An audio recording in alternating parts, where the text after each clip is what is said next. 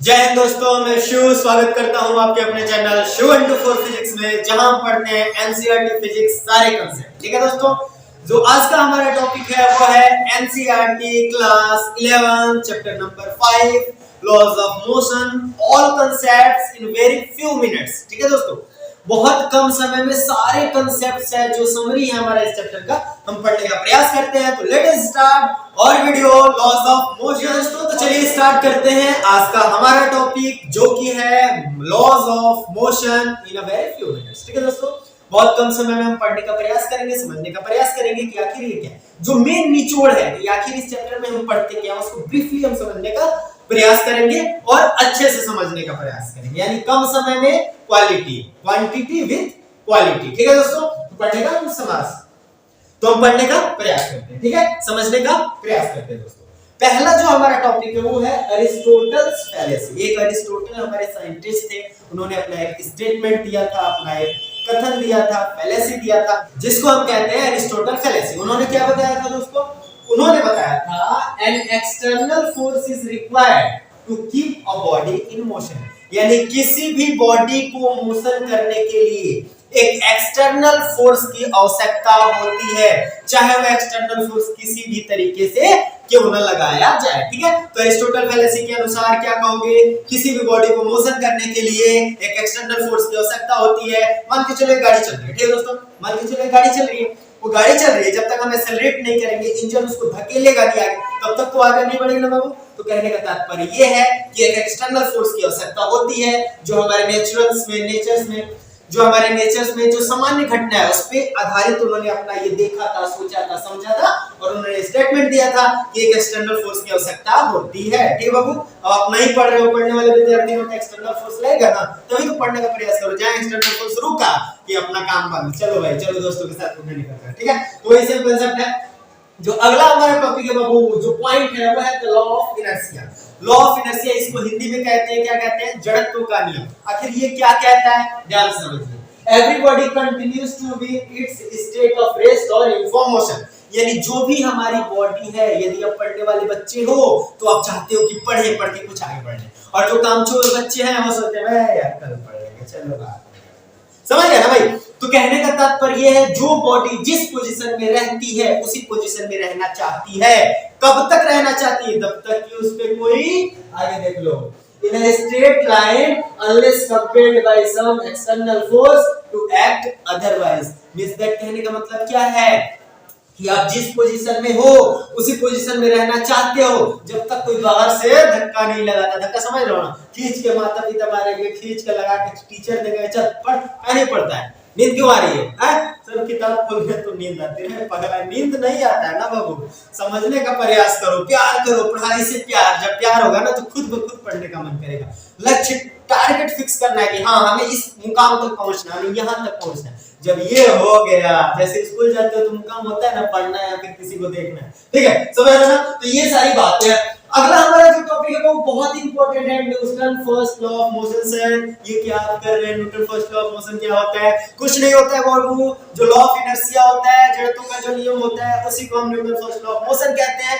यानी जो भी बॉडी जिस पोजीशन में है उस पोजीशन में रहना चाहती है, जब तक कि उस पे कोई, बोलो बोलो, जिस पे कोई बाहरी बल न लगाया जाए, net external forces not applied, तब तक वो बॉडी क्या होती है? इनिशियल पोजीशन में रहना चाहती है। यानी एक शब्द में आपसे कोई पूछे Newton first law of motion क्या होता है, तो आप बोलते हैं ना लॉ ऑफ इनर्शिया होता है, और आपसे बोले कि सर लॉ ऑफ इनर्शिया क्या होता है, तो बता देना जिस पोजीशन में हम हैं उसी पोजीशन में रहना चाहते हैं, जिस पोजीशन में आप हैं उस पोजीशन में आप रहना चाहते हैं, जब तक बाहरी एक्सटर्नल फोर्स न लगाया जाए। समझ बाबू? जो अगला हमारा है term Newton second law of motion होता है। लेकिन इसमें क्या है, Newton second law of motion समझने के लिए दोस्तों सबसे पहले हमें मोमेंटम समझना पड़ेगा। मोमेंटम क्या होता है? देखो, The product of mass and its velocity। आपकी बॉडी है, ठीक है, उसका कुछ मास है, वो मास और वेट में अंतर होता है, उसके विषय में हमने ऑलरेडी वीडियो में बात किया है, वीडियो में जाके देख सकते हैं मास और वेट में क्या अंतर होता है। ठीक है, वो वाला कांसेप्ट थोड़ा सा समझिए। मास क्या होता है? जो बॉडी में क्वांटिटी होता है, जो मटेरियल होता है, उसको हम कहते हैं मास। और जिस मास को बॉडी ग्रेविटेशनल एक्सेलरेशन को खींचती है दोस्तों, उसको कहते हैं वेट। तो W का जो फार्मूला है तो दोस्तों क्या होता है? W = mg। क्या होता है? mg, यानी वेट आपका जो यहाँ पे है ना वो कुछ अंदर वहाँ पे कुछ और हो सकता है, कहीं और पे कुछ और हो सकता है, पृथ्वी पे सेम रहेगा, टेंशन मत लीजिए, अमेरिका में उतना ही रहेगा चाहे इंडिया में। लेकिन जब आप ग्रह बदलेंगे, प्लेनेट बदलेंगे, तो आपका क्या होगा, वेट चेंज हो सकता है, लेकिन आपका जो क्वांटिटी ऑफ मटेरियल, जितनी हड्डियां हैं, जितना आपके अंदर मांस है, वो सब क्या रहेगा, सेम रहेगा। समझ पाओ दोस्तों, ठीक है। तो ये हमारा अलग मैटर था, वेट एंड मास। हम क्या समझने का प्रयास करें कि मोमेंटम किसे कहते हैं, the product of mass and its velocity, कितना तेज गति से दौड़ रहा है, कितना तेज गति से बढ़ रहा है, तो प्रोडक्ट जो होता है उसी को हम कहते हैं momentum. The product of mass and its velocity is known as momentum. It is generally denoted by p. इसको हम किससे डिनोट करते हैं, p से। तो p बराबर क्या होता है, m into v बराबर। सर ये क्या लगा दिए, तो इसका मतलब ये हुआ this is a vector quantity, इसमें एक डायरेक्शन होती है। तो momentum product of mass and velocity is known as momentum. Momentum is a vector quantity, why, because velocity is also a vector quantity, ठीक है। तो अब न्यूटन सेकंड लॉ पे चलते हैं। न्यूटन साहब ने हमारा एक क्या दिया था, नियम दिया था, गति का नियम, यानी Newton second law of motion. क्या होगा वो, देखो Newton second law of motion क्या कहता है, the rate of change of momentum, यानी जो rate of change of momentum का होता है ना, वो क्या होता है, of a body is directly proportional to the applied force.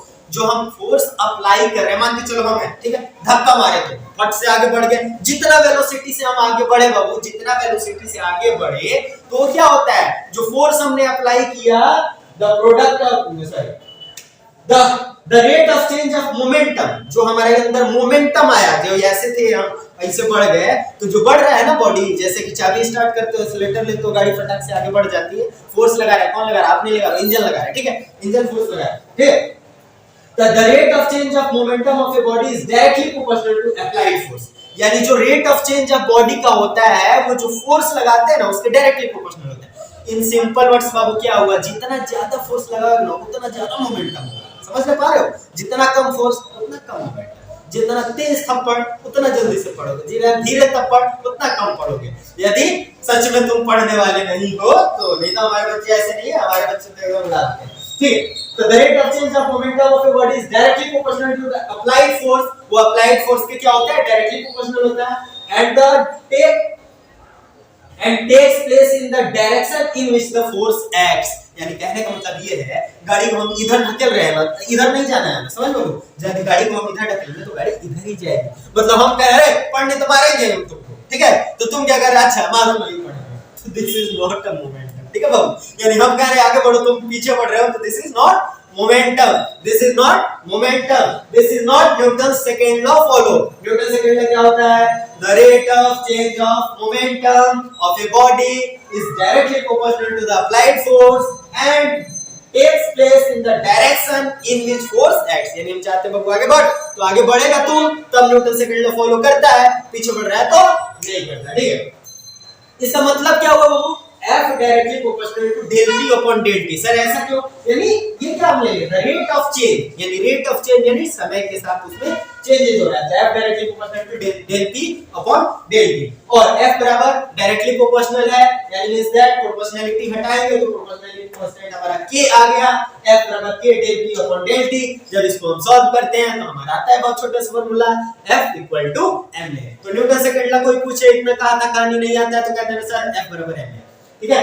Newton's third law of motion क्या होता है, to every action there is an equal and opposite direction. Class में बैठे रहो, ठीक है, अभी ना कोई कुछ नहीं करा, बगल वाले के खींच के एक थप्पड़ दो ना, उधर से तुरंत मिला, मारा क्यों, पहले नहीं पूछे वो मारा क्यों, मतलब दुनिया नहीं है, समझ गया ना, पहले मिल जाएगा मुझे, अच्छा वो मारा क्यों था, कुछ नहीं, न्यूटन लॉ को ट्राई कर रहे तो भी कहेगा अच्छा हम भी ट्राई कर रहे थे, हम भी तो फिजिक्स के स्टूडेंट, समझ पा रहे हो।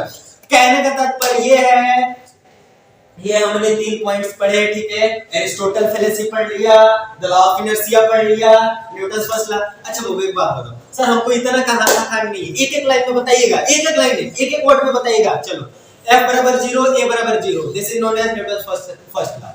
F बराबर 0 A बराबर 0, जब बॉडी पे फोर्स नहीं लगा, बॉडी E बराबर 0, जैसा है वैसे, ठीक है, समझ पा रहे हैं, F बराबर 0 A बराबर 0। दूसरा से बताइए ना ऐसा ही कुछ, F बराबर m है, F बराबर m है, ठीक है, क्लियर, ठीक। तीसरा से बताइए ना, FAB बराबर माइनस FBA। FBA क्या बाबू, देखो ये लिखे FAB बराबर माइनस FBA, यानी एक्शन और रिएक्शन एक ही समय लगना स्टार्ट हो जाते हैं। तो ये रहा हमारा ये टॉपिक्स, चलते हैं अगले टॉपिक्स पे, ठीक है दोस्तों। तो अगला जो हमारा पॉइंट है वो है इंपल्स। इंपल्स क्या है दोस्तों, ध्यान से समझिएगा। A large force acting for a short time, एक जो होता है ना बहुत बड़ा फोर्स और बहुत कम समय तक के लगती है, और क्या करे, to produce a finite change in momentum. यानी देखते हो, मान के चलो क्रिकेट हो रहा है, ठीक है, बॉलर ने बॉल फेंका, बैट्समैन बैठा, मारा, फटाक से गया वो बाउंड्री पार, तो उस समय जो फोर्स लग रहा है ना, दिस इज इंपल्सिव फोर्स। यानी बहुत कम समय तक के लिए लगा लेकिन बहुत ज्यादा फोर्स लगा। बहुत ही अच्छा एग्जांपल है किसका, इंपल्स का आया है, ठीक है, मारा गया है। तो ये क्या है बाबू, ये इंपल्सिव से यहाँ पे बैट बॉल में खिलाया है। This is the example of impulsive force या इंपल्स, ठीक है। तो ये इंपल्स का जो फॉर्मूला होता है क्या होता है, फोर्स टाइम ड्यूरेशन, यानी कितने समय में फोर्स लगा उसका ड्यूरेशन क्या था, यानी चेंज इन मोमेंटम, ठीक है, ये वाला होता है। अगला हमारा टर्म है क्या, इक्विलिब्रियम का कांसेप्ट है, इक्विलिब्रियम ऑफ ए पार्टिकल। ये क्या होता है, मान के चलो ये हमारे पास सड़ी है, दुखहरण से है, बच्चों का यहाँ से इलाज होता है, तो मान के चलो ये हमारा डंडा है, ठीक है, यहाँ पे ये हाथों पे रुका हुआ है। आखिर ये क्यों रुका हुआ है हाथों पे, रुकने का कारण क्या है, यानी कहने का तात्पर्य ये है हमारा, जो ग्रेविटेशनल एक्सेलरेशन जितना इसको फोर्स से नीचे खींच रहा है, उतना ही फोर्स से जो हमारा ये हाथ है, उतना ही फोर्स से इसको ऊपर धकेल रहा है, और ये बॉडी क्या है, अपने पोजीशन में, इसी पोजीशन को कहते हैं इक्विलिब्रियम पोजीशन। मान के चलो जो पहला फोर्स है हमारा हाथ लगा रहा है इस डंडे पे, ठीक है, ये डंडे पे हाथ लगा रहा है पहला फोर्स, और दूसरा फोर्स ग्रेविटेशनल एक्सेलरेशन खींच रहा है डंडे को नीचे की तरफ, लेकिन दोनों एक दूसरे के बराबर आ रहा है, यानी ये जितना खींच रहा है उतना ये ऊपर करके रुका हुआ है। This is the equilibrium position. तो कहने का तात्पर्य F1 प्लस F2 बराबर 0 हो जाए, या दूसरे शब्दों में F1 बराबर माइनस F2 हो जाए। अगला जो हमारा बाबू कांसेप्ट है, वो कांसेप्ट है हमारा law of conservation of momentum. अच्छा सर, ये क्या होता है law of conservation of momentum? बहुत सिंपल होता है, the total momentum of an isolated system. Sir ये सिस्टम पे बात नहीं हो रही है, आइसोलेटेड सिस्टम पे बात है। तो आप ऐसा करें, कमेंट करके बताएं कि आइसोलेटेड सिस्टम क्या होता है, फिर मैं रिप्लाई दूंगा कि आइसोलेटेड सिस्टम होता है। इसको हम थोड़ा रखते हैं सस्पेंस, हमें पता है बच्चे अच्छे हो, डेफिनेटली आपको पता है आइसोलेटेड सिस्टम क्या है, और इसका जवाब दे किससे, कमेंट के माध्यम से दे। तो the total momentum of an isolated system of particles is conserve. जो आइसोलेटेड सिस्टम होता है उसका मोमेंटम जो होता है ना, वो हमेशा कंजर्व होता है। जो अभी हम बता रहे थे कि जैसे ही हम फोर्स लगा रहे हैं, बॉडी क्या हो रही है, उसका मोमेंटम चेंज हो रहा है, बट ये एक्चुअली जो आइसोलेटेड सिस्टम होता है उसके लिए क्या होता है, हमारा कंजर्व्ड होता है। बंदूक की गोली चलाते हैं, गोली जितने तेजी से आगे जाती है उतनी तेजी से बंदूक पीछे जाती है, ऐसा कुछ कंसेप्ट होता है, कमेंट करके बताइए, ठीक है।